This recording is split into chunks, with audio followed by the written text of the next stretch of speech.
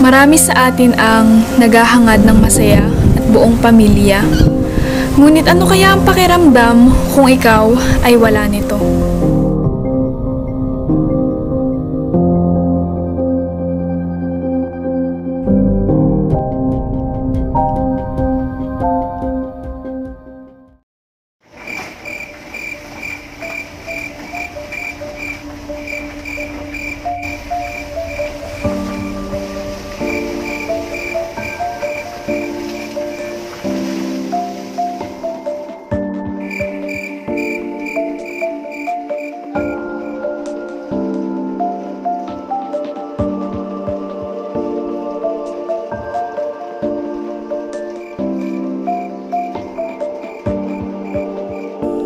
Kung ating mapapansin, hindi pa nasikat ang araw, sila ay nagbabanat na ng buto, imbis na humiga at tumulog ng mahimbing, sila ay nagdidress na ng mga manok na siyang pangunahin nilang trabaho.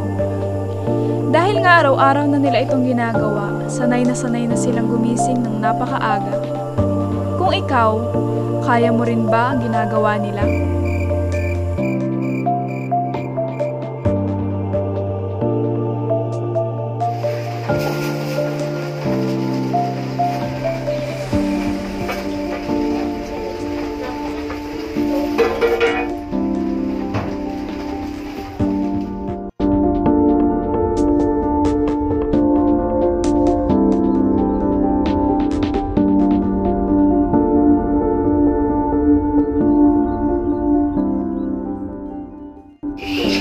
Ano pong oras kayo nag-start maganyan?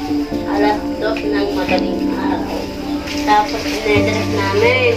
Pag nakapag-dress kami, dinadala na to doon sa tindahan. Naman. Tapos pag may pahapon pa, kinakatay pa namin. Anong iyong pangalan? Danica Bagangan. Ilang taon ka na? 17. Masarap sanang humiga at matulog pagkatapos maghalbos ng manok. Ngunit kapansin-pansin na sa halip na siya ay magpahinga, pinili pa rin niyang sagutan ang kanyang module na ipapaasa sana sa 1 linggo. Kamusta naman ang iyong pag-aaral? Eto, ayos naman kahit mahirap, pinakaya. Ang hirap kasi ng walang magulang na gumagabay sa pag-aaral. Wala rin tumutulong sa mga problema. Ang hirap ng mag-isa na nag-aaral ka. Kahit wala na akong mga magulang, kinakaya ko pa rin. Kapag kinakailangan ko ng tulong, wala akong malapitan na mga magulang ko. Sa totoo lang, tanging tiyahin ko lang ang nalalapitan ko. Pagkatapos ko namang mag-module, ay gumagawa naman ako ng gawaing bahay. Bakit kayo na po ang kasama ngayon ni Danica? Nasaan na po ang kanilang mga magulang? Ang kanyang mga magulang ay, si Danica ay ulilan lubos na sa ina. At ang kanyang ama naman ay maagang nag-asawa ng panibagong pamilya. Di, kami na ang nangalaga sa kanila. Buhat nang sila ay namatay ang kanyang ina. Silang dalawang magkapatid, bali 3 sila eh. Yung isa ay nasa kanyang ama. Tapos silang dalawang mag-ate nasa amin. At ang nangalaga sa kanila noon ay ang kanyang mami, kung tawagin na kanilang lulahin, kung tawagin nila ay mami. Hanggang sa doon sila magsilaki. Tapos nung sila'y malaki na, balak silang kuhanin ng kanyang ama, hindi pumayag ang aking ina. Gawa ng sila ay kung kailang malalaki na nga daw, tsaka kukuhanin. Kaya pala po ganun. Tapos nung noon, sinadani ka malaki na, nagpapaaral na nun yung aking magulang. Tapos nung sila kaya't nag-high school, kaming mga tiyahin niya ang nangangalaga sa kanilang magkapatid. Hanggang sa ako'y nagdesisyon na ang si Danica at saka yung kanyang ate ay kami ang magpaaral. Kaya lang, sa kawalan ng pag-aaruga ng sariling magulang, nakapag-isip silang magpamilya ng sarili. Pero kahit sila nagpamilya, tuloy naman ang pag-aaral nila. Oo nga po. Bali kayo po ang naging magulang ngayon ni Danica? Ako ang tumatayong magulang niya ngayon.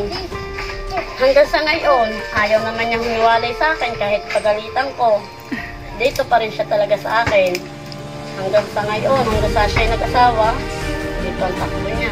Hindi ako namang titahin niya o ninang niya. Ako nangangalaga sa kanilang mag-asawa. Kung halimbawa may tampuhan sila, ako ang nangunguna o tumatayong magulang ng dalawa. Oo nga po.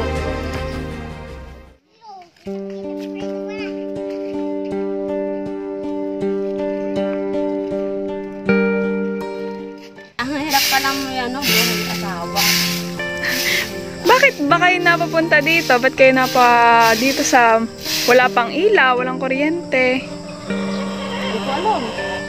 Hindi na kami napapunta. Kami nasa tinggal. Ba't kayo umalis doon? Dahil kasi mabunga nga yung ama ng kasama ko. Ah, buti pumayag yung asawa mo na pumunta dito. Siya naman pati yung gusto.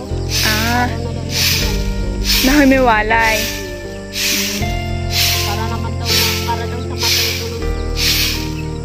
Wala. Ah, Parang ayaw na rin kami magiging pamilya na. ah. Kahit siya ay 17 gulang pa lamang, natuto siyang maging praktikal sa buhay at tumayo sa sarili niyang mga paa. Hindi hadlang ang hirap na kanyang pinagdaraanan upang hindi makapagpatuloy sa hamon ng buhay.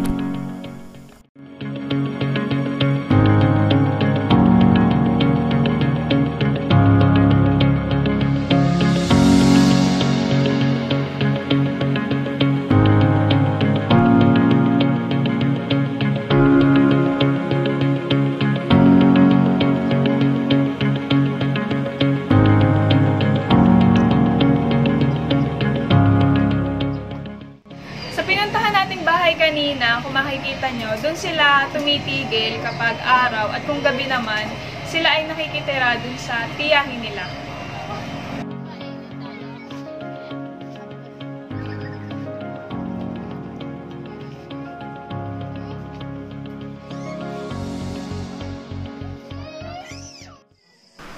Sila ang nagsilbing permanenteng pamilya para kay Danica. Hindi man niya kasama ang kaniyang tunay na pamilya, ngunit ang tiyahin niya ay palaging nakasuporta sa kanya.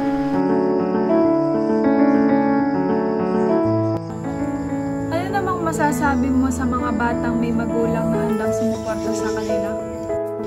Sa totoo lang, naiinggit ako sa kanila. Kasi nakikita ko silang kasama nila ang mga magulang nila. Ang swerte nga nila kasi may mga magulang pa rin silang handang sumuporta kapag may mga kailangan sila. Buti pa sila, may gumagabay sa kanila. Nakakaingit kasi ako, maagang naulila sa aking magulang. Ang mapapayo ko lang sa mga kabataan ay mahalin kabataang may mga magulang pang nakakasama. Sa buhay nila, mahalin niyang inyong mga magulang kasi ang hirap ng walang magulang na sumusuporta sa inyo. Saka mo lang makikita ang halaga ng isang magulang kapag wala na sila. Hindi sapat ang salita lamang, bagkus ating ipadama sa ating mga magulang ang tunay na pagmamahal hanggat hindi pa huli ang lahat.